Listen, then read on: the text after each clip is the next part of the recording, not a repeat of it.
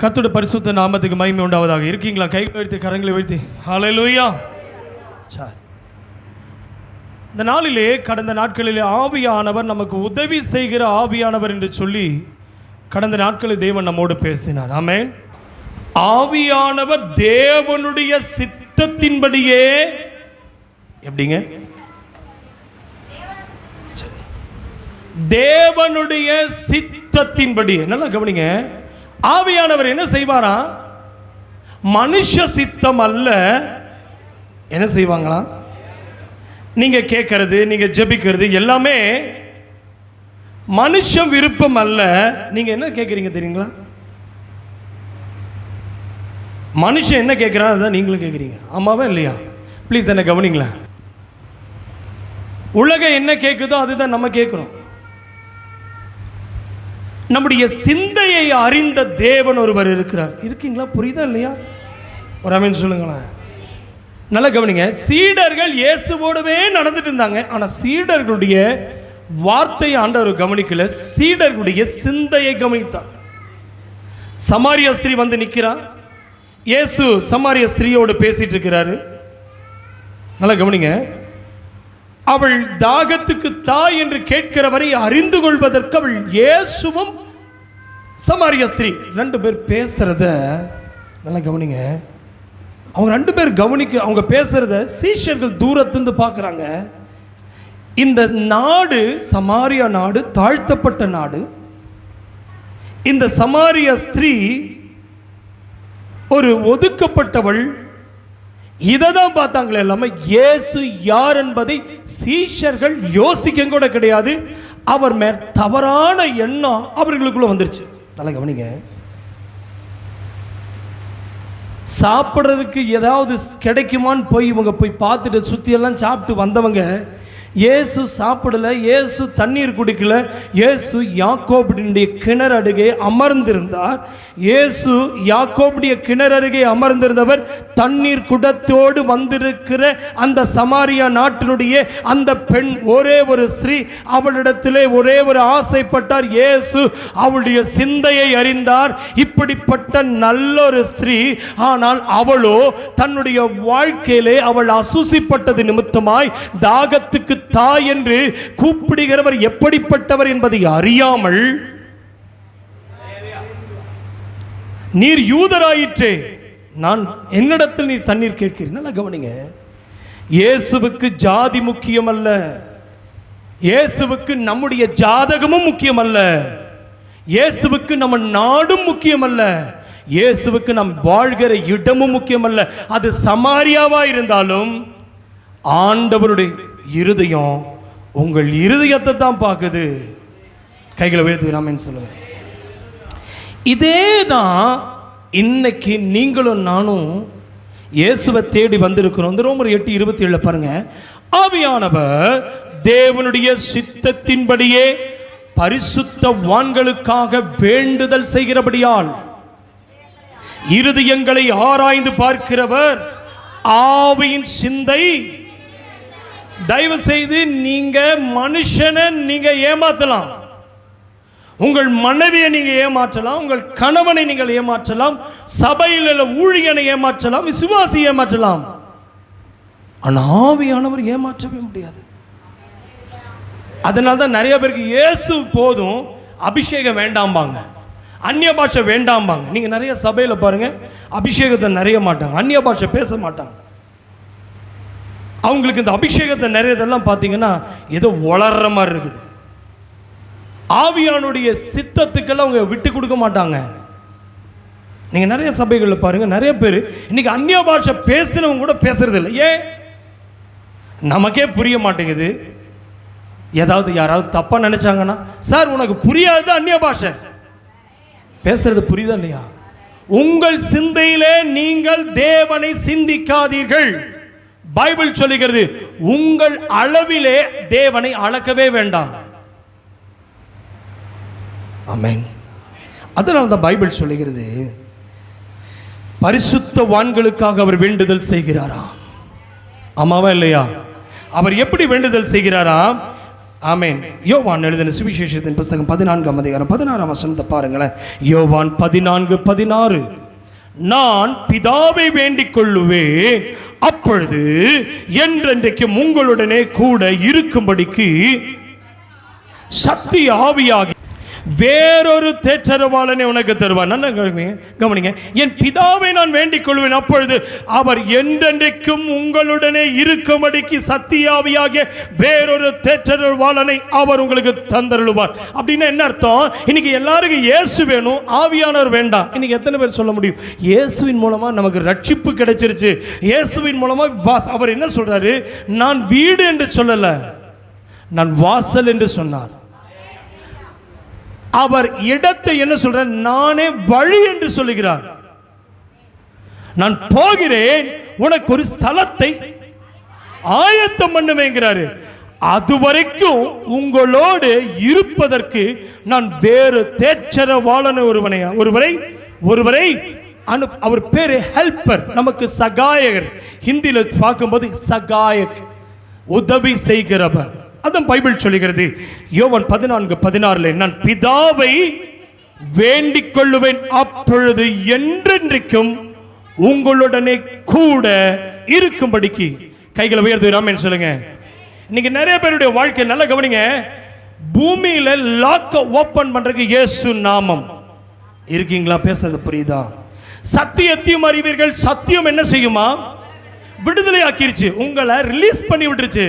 ஆனா ஆவியானவர் எங்கே உண்டோ, நல்லா கவனிங்க, சத்தியத்தையும் அறிவீர்கள், சத்தியம் எங்க உங்களை என்ன செய்யும்? அப்ப சத்தியம் தான் இயேசு. ஆவியானவர் உன்னை அந்த ஆவியிலிருந்து விடுதலை தருவார். நல்லா கவனிங்க. பாவம் மன்னிப்பதற்கு இயேசுவின் ரத்தம், இயேசுவின் நாமம். கவனிக்கிறீங்களா? ஆனா பரலோகம் செல்லும் வரைக்கும் அந்த இயேசுவோடு வாழ்வதற்கு ஆவியானவர் தான் உதவி செய்வாரா. உங்களுக்கு புரியும்படியே சொல்றேன். நிறைய பேருக்கு இன்னைக்கு இயேசுவின் நாமத்தில் ரட்சிக்கப்பட்டாங்க, ஆனா இன்னைக்கு பரலோகம் போவீங்களான்னு கேட்டா பயமா இருக்குது. பரலோகம் போவியா? எங்க அம்மாட்ட போய் கேட்டு வந்து சொல்றேன். உங்க அம்மாவுக்கு தெரியாது சார். உங்க ஞான ஸ்நானம் கொடுத்தாரு அந்த பாஸ்டருக்கு தெரியுமா? அவர் செத்தே போயிட்டாரு, அவரை போய் எங்க போய் கூப்பிட? ஏதோ உங்களுக்கு புரியுதா இல்லையா? இயேசுவின் மூலமா நீங்க விடுதலை வாங்கிக்கிட்டீங்க, பாவ மன்னிப்பின் நிச்சயத்தை பெற்றுக் கொண்டீங்க. அடுத்தது சார், அந்த கேட்டை ஓபன் பண்ணதுக்கு அப்புறம் இந்த வீட்டுக்குள்ள வாசம் பண்ணுவதற்கு பைபிள் சொல்லுகிறது, எங்கே 2-3 பேர் என் நாமத்தினாலே கூடி இருக்கு. அப்ப இயேசுங்கிற நாமத்திலே கூடுகிற இடத்துல நான் சொல்றேன், அதுக்கு உதாரணம் தான் பெந்தேகோஸ்தே. ஒரு நாள் வந்தது, 50 என்றால் பெந்தேகோஸ்தே. இந்த 50வது நாளிலே அவர்கள் ஆலயத்தில் கூடியிருந்தாங்களா? எங்கீங்க? வீட்டுக்கு மேலதான் கூடினாங்க. அந்த வீடு அதிர்ந்தது, காற்று உள்ளே வந்தது. நல்ல கவனிங்க. இது எங்க கொண்டு இணைக்கிறேன்னா, ஒரு அசுத்தாவி ஒரு மனுஷனை விட்டு புறப்படும் பொழுது இளைப்பாறுவதற்கு இடம் தேடி அது கிடைக்காத போது வனாந்திரத்தில் அலைந்து திரிந்து தான் விட்டு வந்த வீட்டுக்கு வருமே, ஆலயத்துக்கு சொல்ல. பாவம் செஞ்சது எங்கேயோ பண்ணிருப்பீங்க, ஆனா உங்க வீட்டில் நீங்க நிம்மதியா இருக்க முடியல. அவளை பேசுங்கிற. நீங்க பாவம் செஞ்சது 16 வயசுல, இன்னைக்கு 56 வயசுல மறக்க முடியல. கரெக்டா பேசிட்டு இருக்கணும், புரியுதுன்னு நினைக்கிறேன். பாவம் செஞ்சது உங்க சொந்த ஊர்ல, ஆனா நீங்க வாழ்ற ஊர்ல நிம்மதி இல்லை. ஏன்? அசுத்தாவி ஒரு மனுஷனை விட்டுட்டு போகும், அது வீட்டை தேடி வருமா? எதுக்குன்னா, அது வெளியே இருந்தா எனக்கு இளைப்பாறுதல், அது உள்ள வந்தா அதுக்கு இளைப்பாறுதல், நம்ம இளைப்பாறுதல் போயிடும். கரெக்டா? ஒருத்தனை பாருங்க, சுத்திட்டே இருப்பான். அவனை பத்தி நீங்க ரொம்ப வேதனைப்படுறீங்க. கரெக்டா பேசுறது புரியுதா? நிரந்தரமான வீடு இல்லை, நிரந்தரமான வாழ்க்கை இருக்காது, அவங்க நிலையாவே இருக்க மாட்டாங்க. அதனால தான் தாவீதுக்கு ஒரு ஆசை வந்துருச்சு, ஆண்டவரே எனக்கு என்ன ஆவி நான் நிரப்புங்க, நிலவரமான ஆவி எனக்கு தாரும். எனக்கு என்ன ஆவி வேணும்? ஹலோ, இருக்கீங்களா? புரியுதா நான் பேசுறது? புரியுது பிரதர்? புரியுதா? அசுத்தாவி ஒரு மனுஷனை விட்டுட்டு போயிடுச்சுன்னா அவங்கிட்ட வராது, அவன் எந்த வீட்டில் இருக்கான அந்த வீட்டுக்கு தான் வருமா. புரியுதா இல்லையா? நீங்க சொந்த ஊர்ல நீங்க பாவம் பண்ணிருப்பீங்க, ஆனா ஆவி எங்க வந்துருச்சு இப்போ சொல்லும் பாருங்க. அந்த கேரளாவுக்கு போயிருந்தானா, போனானா, பின்னாடியே போனானா, இவன் அப்படி நடந்து போகும்போது நான் அப்படியே பிடிச்சிக்கிட்டேன்பா. ஆனா விடுதலை கிடைக்கிறது எங்க கிடைக்கும் சொல்லுங்களேன்? சபைக்குள்ள வரும்போது கிடைக்கும். ஆனா மீண்டும் வீட்டுக்கு போகும்போது பயமாவே இருக்குது, தூக்கமே வரமாட்டேங்குது. ஏன்? விட்ட ஆவி ஆலயத்துக்கு வராது. நீ எந்த இடத்தில் இருக்கிறியோ அந்த இடம்தான் குடியிருக்கும் இடத்தை தேடி வர காரணம் என்னன்றால், ஆமென், அசுத்தாவி ஒரு மனுஷனை விட்டுட்டு போயிடுச்சுன்னா அது எப்போ நீங்க இடம் கொடுப்பீங்கன்னு பார்த்துட்டே இருக்குமா. அசுத்தாவிக்கு நீங்க மற்ற தெய்வங்களுடைய பேரெல்லாம் சொல்லவே வேண்டாம். ஏசப்பா மேல இருக்கிற விசுவாசம் போயிடுச்சுனாவே வந்துடும். பிரதர் பேசுறது புரியுதா இல்லையா?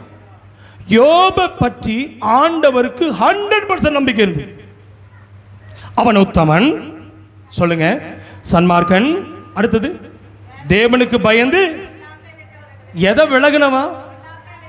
வீட்டில் பொல்லாப்பு, வெளியே பொல்லாப்பு, வேலையில் பொல்லாப்பு, குடும்பத்தில் பொல்லாப்பு, தனிப்பட்ட எங்கெல்லாம் பொல்லாப்பு இருக்கோ, பொல்லாப்பு இருக்கிற இடத்துல அவன் எப்படி இருப்பானா சொல்லுங்களேன்?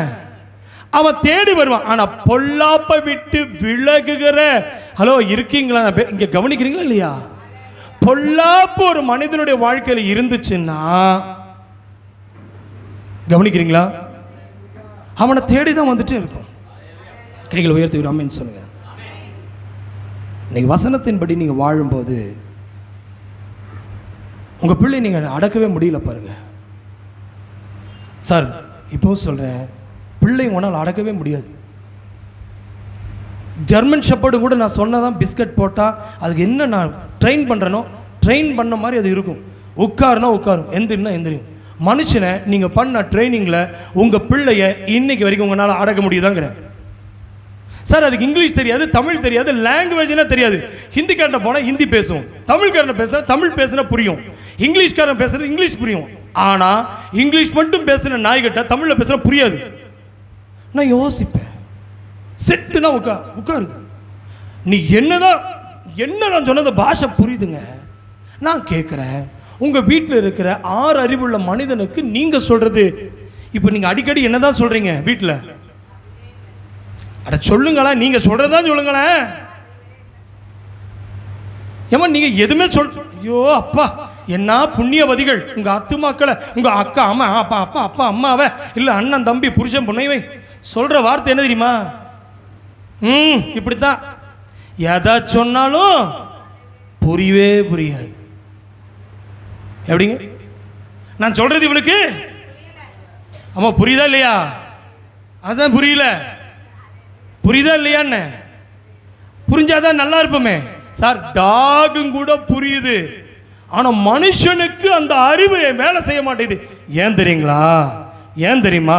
பைபிள் அதான் சொல்லுது, யோவான் 14:16 பாருங்க. நான் பிதாவை வேண்டிக் கொள்வேன், அப்பொழுது என்றென்றைக்கும் உங்களுடனே கூட இருக்கும்படிக்கு சத்திய ஆவியாகிய வேறொரு தேற்றரவாளனை. இன்னைக்கு எத்தனை பேர் ரெடியா இருக்கீங்க? எதுக்கு ரெடியா இருக்கீங்க? எதுக்கு ரெடியாக இருக்கீங்க? கை எதுக்கு தூக்குனீங்க சொல்லுங்களேன், சொல்லுங்க சார். இயேசு வேணுமா சொல்லுங்க, இயேசு வேணுமா? வேண்டாங்கிறவங்க கை உயர்த்துங்க. எதுக்கு ஆயத்தம்தான். வேணுங்கிற உண்மையா சொல்லுங்க, அந்த இயேசு எனக்கு வேணும், இயேசு எனக்கு வேணும், இயேசு எனக்கு வேணும். இப்போ கை கீழே போடுங்க. இயேசு வேண்டும் சொல்றவங்க, அவர்கள் வாழ்க்கையில் யாரெல்லாம் இயேசு வேணும்னு சொன்னீங்களோ அந்த இயேசு உங்களோட இருக்கணும்னா, அவருடைய நாமத்தை உச்சரிக்கணும்னா, பைபிள் சொல்லுகிறது அந்த யோபுடைய வாழ்க்கையில் அவன் வாயில தேவனை குறை சொல்லவும் இல்லையா. அடுத்தது ஒரு நாளும் அவன் பாவம் செய்யவே இல்லையா. நல்லா கவனிங்க, பொல்லாப்பை விட்டு விலகுகிற யோபு மேல சாத்தானுக்கு கவனம் இருந்தது. ஆனால் அந்த கவனத்தை மாற்றுவதற்கு அவன் கூட யார் வந்து நிற்கிறா? இப்ப யார் வந்து நிற்கிறா? தேவனே வந்து நிற்கிறாரு. புதிய ஏற்பாட்டு சபையில் பைபிள் சொல்லுகிறது, திரும்பி சொல்றேன், இயேசு உயிர்த்தெழுந்த பிறகு அந்த இயேசுவை மரித்தோரிலிருந்து வந்த பிறகு மரியாளும் ஆமேன் மற்ற மரியாளும் ஆமேன் ஆமேன் மகதலேனா மரியாளும் அந்த கல்லறையில் அழுது கொண்டிருந்த போது இயேசுவை மரியாள் வீட்டிலிருந்து பிறந்த யோசேப்பினுடைய பிள்ளையாகத்தான் இயேசுவை பார்த்தபோது, அந்த தச்சனுடைய குமாரனாக பார்த்தபோது அந்த இயேசுவை அவர்கள் பார்க்க முடியவில்லை. நீ தோட்டத்தில் வேலை செய்கிறவரா, இந்த தோட்டத்துக்கு சொந்தக்காரரா, எங்க ஆண்டவரை நாங்கள் வைத்தோம், அவரை நாங்கள் பார்க்க முடியலன்னு சொல்லும்போது அவர் உனக்கு முன்னே போயிட்டு இருக்கிறாருன்னு சொல்லுங்களேன். அவருக்கு பின்னே நிற்கிற இயேசுவை இப்போ அவளுக்கு கண்டுபிடிக்க முடியல. இப்போ நான் நல்லா கவனிக்கிறேங்க, புரிந்துங்க. இயேசுவை உருவத்தில் தேடாதீங்க, இயேசுவை சிலையில் தேடாதீங்க, இயேசுவை சிலுவையில் தேடாதீங்க.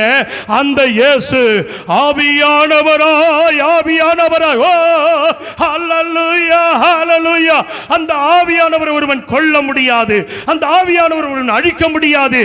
ஆவியானவர் எதற்கு சமமாய் வெளிப்படுத்துகிறார்? ஆமென், காட்சிக்கு சமமாய் வெளிப்படுகிறார். கைகளை உயர்த்தி ஒரு ஆமென் சொல்லுங்க.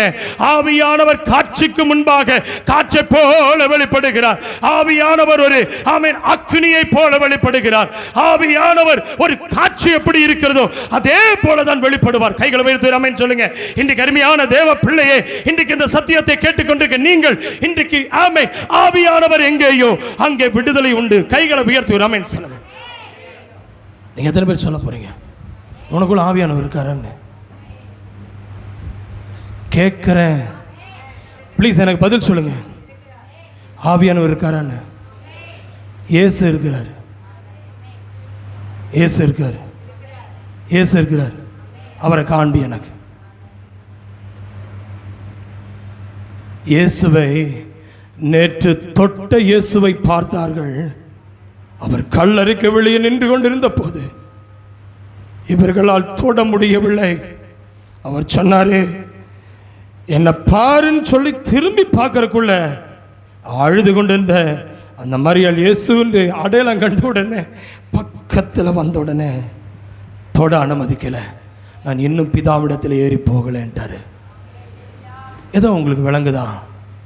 அப்போ இயேசு ஒரு மனுஷனோட இருந்தா அவனை ஒருவனாலும் தொட, குடும்பத்தை தொட, அவன் பிள்ளைய தொட, அவன் எல்லைக்குள்ள வர, அவன் வீட்டுக்குள்ள வர, சொல்லு, உன் வேலையில வர, உன் குடும்பத்தை கெடுக்க வர முடியாது.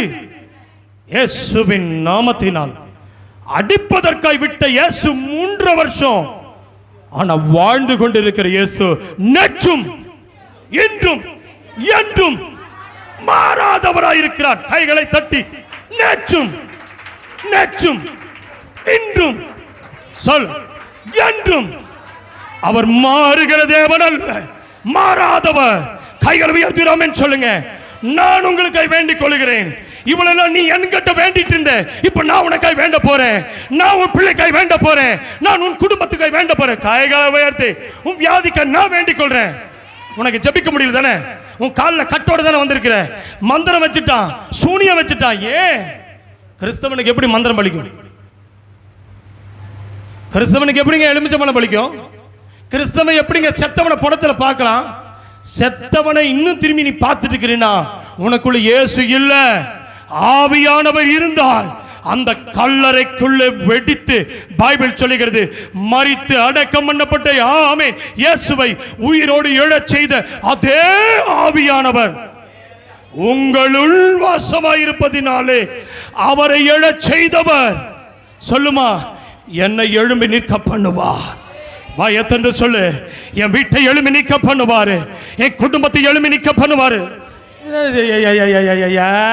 நீ பார்க்கறத பார்த்தா அப்படியே படத்தை மீட்டு வீட்டுக்குள்ள வச்சிருக்க, கேலண்டரில் வச்சிருக்க, போட்டா மாதிரி தான் உட்காந்துருக்கிற. உன் தாடியோட இருக்கிற இயேசு அல்ல. இன்னைக்கு அந்த படம் இருந்தால் வீட்டுக்குள்ள வந்து தூக்கி போடு. உன் இயேசுநாதருடைய படம் உள்ள இருக்குது.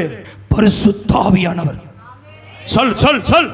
மரியாளின் மேல் நிழலிட்ட போது பைபிள் சொல்லி அவள் பலன் அடைந்தாள். ஆரோக்கியம் எங்கே? இடத்தில் அல்ல, ஒரு குறிப்பிட்ட இடத்தில் ஆவியானவர் கட்டி வைக்க முடியாது. இன்னைக்கு சொல்லுங்க, அந்த ஆவியானவர் ஆரோக்கியத்தை ஒரு இடத்தில் கொடுக்கிறவர் அல்ல. ஓ இந்த தண்ணீர் போகும் இடத்தில் எல்லாம் சொல்ல வாயா திறந்து பெற்றுக்கள் இப்படியே உட்கார்ந்துக்கலைனா அந்த ஆவியானவர் போகிற இடத்தில் எல்லாம் ஜீவராசிகள் பிழைக்கும், செத்த பாமை சடலங்கள் எழும்பி நிற்கும். ரபா லா ரிகா நபா ஷகா நபா. இன்னைக்கு சொல்லு ஆமென் ஆமென். மரித்த இடத்திலே நான் ஆமென் கிறிஸ்துவை தேடல, ஆமென் மரித்த கல்லறைக்குள்ள இயேசுவை தேடல, ஓ ஜீவனுள்ள ஒரு தேசத்துக்குள்ள நான் போகிறேன். பிரதர், இன்னைக்கு உங்க குடும்பத்தில் கர்த்தர் ஒரு மாற்றத்தை கொடுக்க போறாரு. இயேசுங்கிற பேர்ல நீ வச்சிருக்கிற அந்த இயேசு அல்ல.